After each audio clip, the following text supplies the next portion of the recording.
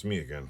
I have this DEWALT 18-volt adapter, which I'm going to show you something interesting about it, which I can get off. This one's notoriously hard to get off. Okay, you really got it. Okay, there we go. So anyway, so special about it? Nothing. This, normally, put a battery in here. This is a 20 volt. I don't know what size this is. What is this? Let's say. Well, anyway, there's no information on it.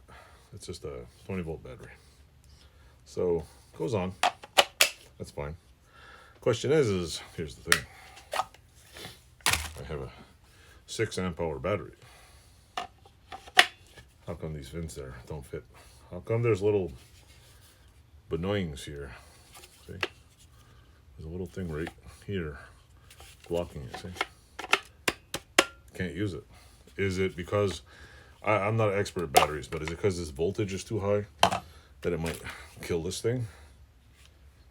Or is it because they don't want people using giant batteries on older tools? Just see this annoying. There's a little, maybe I'll just shave this off, shave a little piece off, see if it works. I mean, if I kill the 18 volt battery, drill, so what? It's either this one, I don't know if you can see this. Let's turn the light on here. No, too bright. See, this one has a little outcropping here. This one doesn't. And if you can see that, it's this little piece right here. So anybody know why this one fits and that one doesn't fit? I'm curious.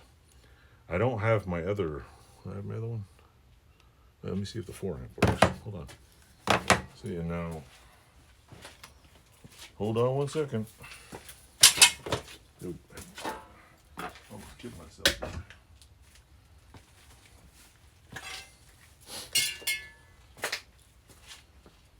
See now.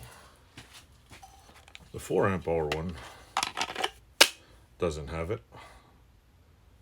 So I'm guessing the reason why this thing right here has it is because something big and bad's gonna happen when you put too much juice in it.